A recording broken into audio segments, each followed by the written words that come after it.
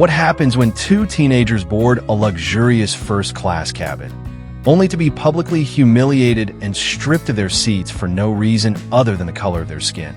You might think they'd shrink away, defeated, their voices silenced by the weight of injustice. But you'd be wrong. In this jaw-dropping story, a single, secret phone call from the back of the plane doesn't just spark an apology, it brings an entire airline to its knees. The captain is stunned. The crew is scrambling. An entitled passenger who started it all? She's about to discover that the quiet twins she targeted are far more powerful than she could ever imagine. Buckle up for a roller coaster of raw emotion, shocking twists, and a dose of karma so epic it'll leave you speechless. By the end of this story, you'll be cheering for justice and questioning everything you thought you knew about privilege and accountability. Don't click away. This is one flight you need to experience until the very last second. The gentle hum of the Airbus A350's engines filled the cabin of Horizon Sky's Flight 217, bound from Los Angeles to Tokyo. For 17-year-old twins Aliyah and Josiah Carter, this was just another trans-Pacific journey in a life filled with travel. As the children of a powerful airline magnate, they were no strangers to the skies, crisscrossing between their homes in California and Japan with ease. Today, they were settled into the plush, private suites of first class, the kind of seats that promise privacy, comfort, and a touch of extravagance. The pre-flight ritual was underway. Chilled, sparkling water was served, the cabin lights dimmed to a soft glow, and the promise of an 11-hour flight felt more like a retreat than a chore. Aliyah, the dreamer of the pair, was already lost in her journal, her pen weaving intricate poetry inspired by the clouds outside her window. Her words danced across the page, capturing the fleeting beauty of the sky in metaphors of freedom and resilience. Josiah, ever the strategist, was adjusting his wireless earbuds, curating a playlist of podcasts about global economics and tech innovation. Their matching navy blue tracksuits, subtle but stylish, were the only hint of their shared identity. They were quiet, self-assured, and perfectly at ease in their own worlds. But peace, as it often does, gave way to disruption. The trouble began with a woman named Vivian Langley. Her platinum blonde hair was impeccably styled, her jewelry glinted under the cabin lights, and her presence radiated an air of unearned superiority. She paused in the aisle, her eyes narrowing as they landed on Aliyah and Josiah. With a flick of her wrist, she summoned a flight attendant, her voice sharp enough to slice through the cabin's calm. "Excuse me," Vivian said, her tone clipped and dripping with indignation. "There's been an error with the seating." The flight attendant, a young woman named Rachel with a practiced smile, approached cautiously. "How may I assist you, ma'am?" Vivian's manicured finger pointed directly at the twins. "These kids are my seats. My husband and I paid for 1A and 1B, and I expect to be seated there." Josiah's earbuds were already out, his podcast paused. He met Rachel's gaze with a calm confidence that belied his age. "I think you'll find we're in the right seats," he said evenly, producing his boarding pass. "We're in 2A and 2B. Aliyah glanced up from her journal, her expression curious but guarded. Rachel checked Josiah's boarding pass, then consulted her tablet. Her smile faltered for a fraction of a second. "Yes, I see," she said, but her tone was cold, dismissive. She turned back to Vivian.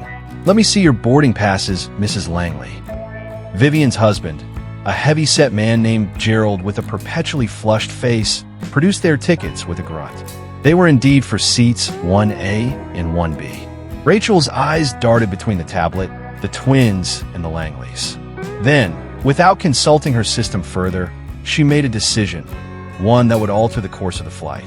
"I'm so sorry for the mix-up," Rachel said, her voice now syrupy with false apology. She turned to Aliyah and Josiah. "It seems we're overbooked in first class. I'm going to need you to move to economy. We have 2 seats available there." The words hit like a slap. Josiah's jaw tightened, but he kept his composure. "Move where?" he asked, his voice steady. "These are our assigned seats. We booked them 6 months ago."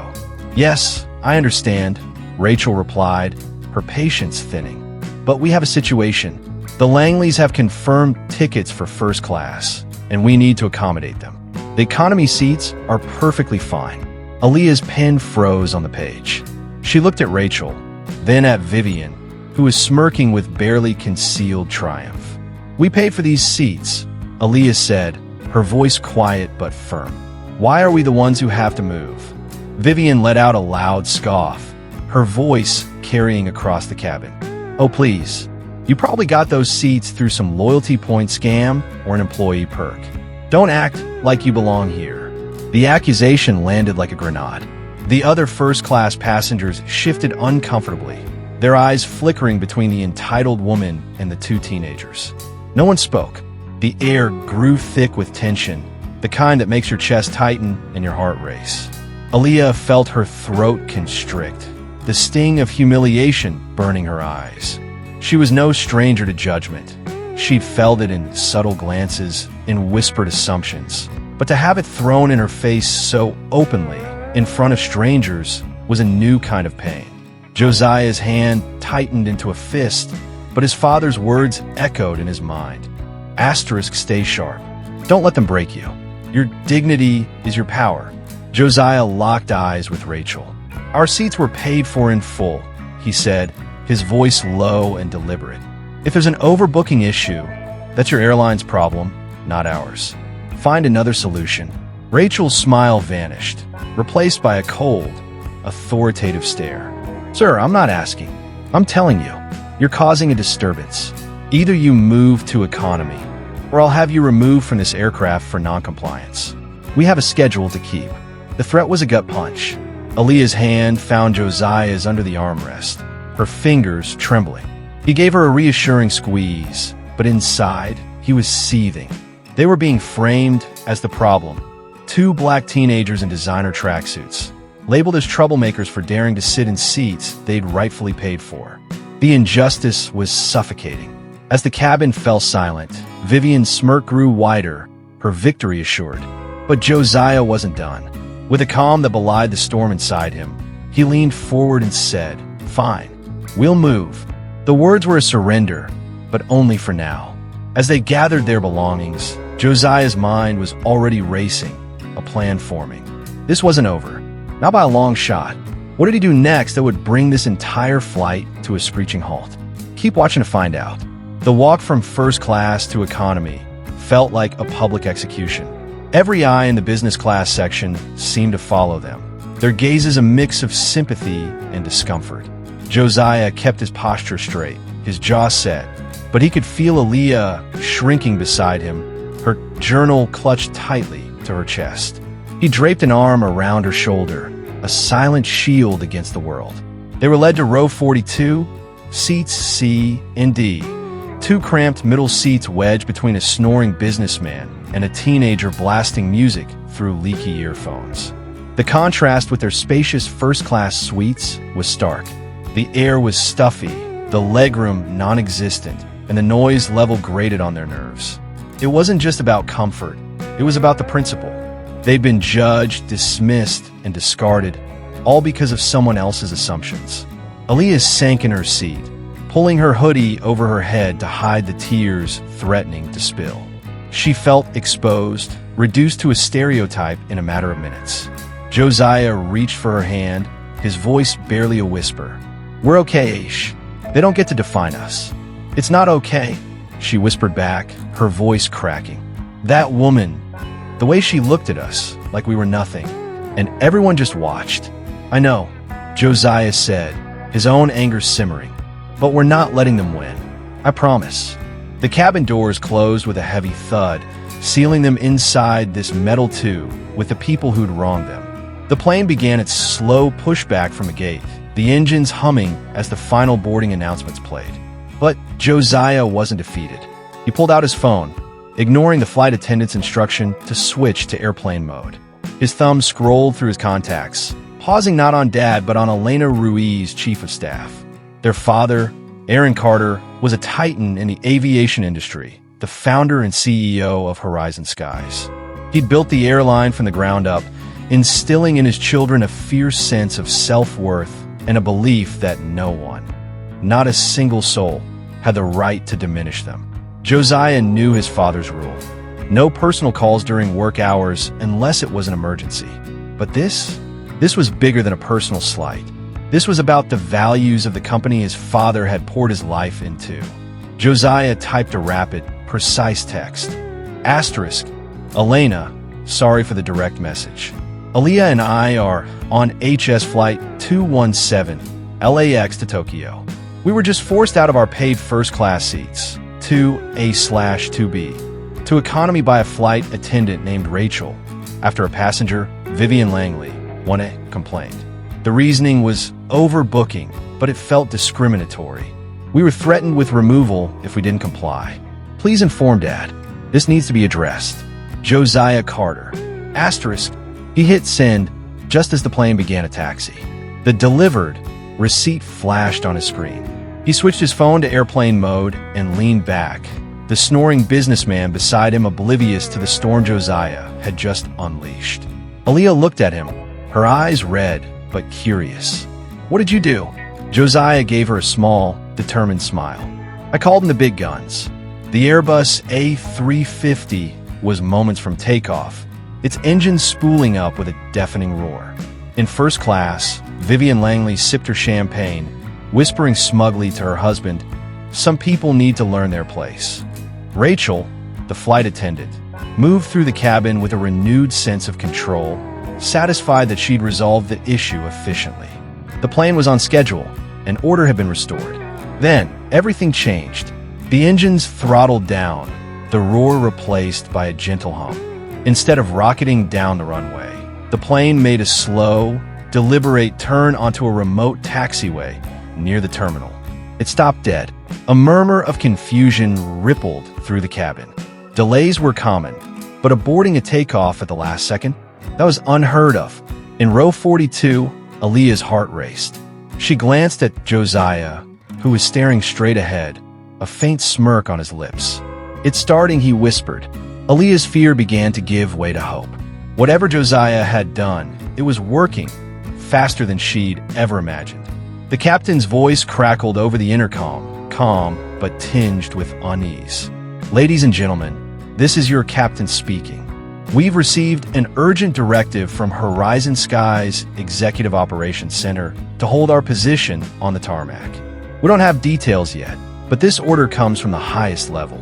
Please remain seated, and we'll update you shortly." The words Executive Operations Center hung in the air like a thunderclap. In first class, Vivian set down her champagne glass with an annoyed huff. "What now?" she muttered, her voice dripping with entitlement. Rachel's confident demeanor faltered. She'd been a flight attendant for a decade, and she'd never heard of a flight being grounded by the executive team. Her tablet pinged with a message from the chief purser, Clara. Asterisk Rachel, report to the forward galley immediately. Asterisk, Rachel's stomach dropped as she hurried to the galley. Clara was waiting, her face pale. "What's happening?" Rachel asked, her voice trembling. Clara's eyes were wide with something close to panic. "I just got a call from the director of in-flight operations. They wanted the name of the lead first-class attendant. I gave them yours. Then they asked about a seating reassignment in first class." Rachel felt a chill. "What did you say?" "I told them you moved 2 passengers from row 2 to economy to accommodate the Langleys," Clara said, her voice tight. "And then they said something I've never heard in 20 years. Asterisk ground the plane. Now, asterisk, the jet bridge locked into place with a metallic thud, sending a ripple of gasps through the cabin. Passengers pressed their faces to the windows, watching as an airport authority vehicle pulled up alongside. The main cabin door opened, and a rush of cool air flooded the plane. Standing in the doorway was a man in a tailored suit, his Horizon Sky's executive ID gleaming under the terminal lights. His name was Victor Hayes, Vice President of Global Operations, and his expression was one of unyielding authority. "Rachel Thompson?" he asked, his voice cutting through the cabin's stunned silence. Rachel nodded, her mouth dry. "I'm Victor Hayes. We need to talk." The first-class cabin was deathly quiet as Victor gestured for Rachel to follow him to the galley. He pulled the curtain closed, but his voice carried, deliberate and sharp. Ms. Thompson, explain why you removed 2 confirmed first-class passengers from their assigned seats and sent them to economy. Rachel stammered. There was an overbooking issue. The Langleys had tickets for 1A and 1B. I made a call to keep us on schedule. Victor's eyes narrowed. Overbooking? Our system doesn't make those errors, Ms. Thompson. Did you offer the Langleys compensation or an alternative flight? Per protocol? No, there wasn't time, Rachel admitted. I thought the Carter twins were the easiest to move. Easiest? Victor's voice was like ice. Based on what? Their age? Their clothes? Or was it their race? The accusation hit like a thunderbolt. Rachel recoiled, her voice barely audible. No, I'd never. You did. Victor cut in, his voice now loud enough for the cabin to hear. You saw 2 young black teenagers and decided they didn't belong in first class. You didn't see customers, you saw a problem. And you were wrong. Dead wrong. Rachel's world crumbled. She'd acted on instinct, shaped by years of unconscious bias she'd never questioned. Now, standing in the galley, she realized the magnitude of her mistake. Her career, her identity as a professional, hung by a thread. Victor turned to the first-class cabin, his gaze locking onto Vivian Langley, who was shrinking in her seat. Mrs. Langley, I understand you instigated this. You questioned whether the Carter twins paid for their seats. Let me clarify. Their tickets were part of a family account, an account belonging to their father, Aaron Carter, founder and CEO of Horizon Skies. The cabin froze. Vivian's champagne glass trembled in her hand. Rachel's face went white. They hadn't just wronged 2 teenagers. They'd insulted the children of the man who owned the airline. Victor pulled out his phone and spoke into it. We've made contact. Bring them back. He turned to Rachel and Vivian. Your journey on flight 217 ends here. Gather your things. You're deplaning. The command was final, but Vivian's face twisted in disbelief. You can't be serious, she cried. I'm a Platinum Elite member. What happens when a mighty fall? Stay tuned for the moment of truth. As the Langleys gathered their belongings under the scornful gazes of other passengers, a junior flight attendant escorted Aliyah and Josiah back to first class. The cabin fell silent as the twins walked down the aisle, their composure a stark contrast to the Langleys' frantic retreat. Victor greeted them with a warm, genuine smile. Aliyah, Josiah, I'm Victor Hayes. On behalf of Horizon Skies, I offer our deepest apologies. This was unacceptable, and it won't happen again. Aliyah nodded, her voice steady despite the lingering sting. Thank you, Mr. Hayes. We just wanted to be treated fairly. Your seats are ready, Victor said, gesturing to their original suites, now freshly prepared. We've held the flight for you. The message was clear. Aliyah and Josiah were the priority. As they settled back into their seats, a quiet applause began in the business class cabin, growing louder as passengers joined in. It was a collective exhale, a shared celebration of justice served. Aliyah felt tears prick her eyes, not from pain this time, but from a quiet triumph. They hadn't just reclaimed their seats, they'd reclaimed their dignity. Josiah squeezed her hand, his own relief palpable. We did it, he whispered. As the Langleys stepped onto the jet bridge, the applause followed them, a final rebuke. The cabin door closed, and the captain's voice came over the intercom, now cheerful. Ladies and gentlemen, we've resolved our issue. Prepare for takeoff. But the story doesn't end here. As the plane soared into the sky, a new figure emerged from the shadows of the narrative. A whistleblower from within Horizon Skies, someone who'd seen similar incidents swept under the rug. Their decision to leak internal documents to a major news outlet would spark a firestorm, revealing a pattern of bias across the airline. What secrets will this whistleblower uncover? And how will it change Horizon Skies forever? Keep watching. By the time Flight 217 landed in Tokyo, the story had exploded online. Passenger videos of the incident trended under hashtags like #HorizonJustice and #FirstClassKarma. Vivian Langley, a self-styled luxury consultant, saw her brand implode. Sponsors dropped her, her followers deserted her, and her platinum elite status became a punchline. Her husband's real estate ventures crumbled as clients distanced themselves. A year later, they sat in the cramped seats of a budget airline, a far cry from the luxury they once demanded. Rachel faced her own reckoning. Terminated after an investigation uncovered a history of biased decisions. She found herself unemployable in aviation. She took a job at a small cafe in Seattle, where a chance encounter with a young black customer forced her to confront her past. She wrote a letter to Aliyah and Josiah, not seeking forgiveness but acknowledging her growth. It was a step toward redemption, though she knew it might never reach them. The whistleblower, a former Horizon Skies employee named Sarah Kim, revealed a trove of internal emails showing that Rachel's actions weren't isolated. The airline had quietly settled similar complaints for years. Sarah's courage turned Flight 217 into a catalyst for change, forcing Aaron Carter to act. Aaron, devastated by his children's ordeal, launched the Skyward Standard, a rigorous anti-bias training program for all 70,000 Horizon Skies employees. Developed with diversity experts, it used Flight 217 as a case study, emphasizing empathy and accountability. Aaron attended the first sessions himself, his presence a reminder of his commitment. Aliyah and Josiah, now 18, channeled their experience into purpose. Josiah shifted his studies to corporate ethics, interning at Horizon Skies to understand its operations from the ground up.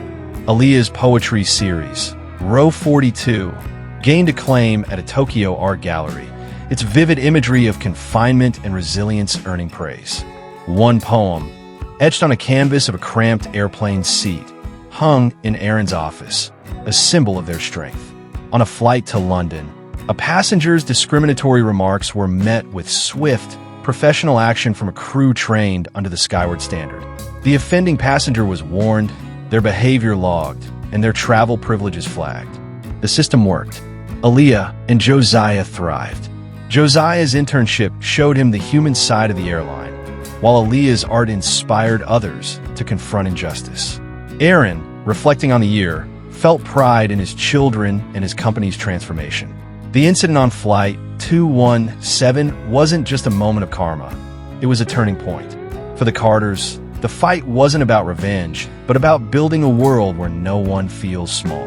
Their story reminds us that standing up to injustice, no matter how daunting, can spark change that echoes far beyond a single flight. Flight 217 was more than a story of karma. It was a testament to the power of standing your ground. Aliyah and Josiah didn't just reclaim their seats. They reclaimed their voices, inspiring a movement that reshaped an airline and touched countless lives. What about you? Have you ever faced a moment of injustice and turned it into something bigger? Share your stories in the comments. We want to hear them. If this tale of triumph moved you, hit that like button, share it with someone who needs to hear it, and subscribe for more stories of courage and justice. Thank you for flying with us today. Let's keep soaring toward a better world. Subscribe for more stories that inspire.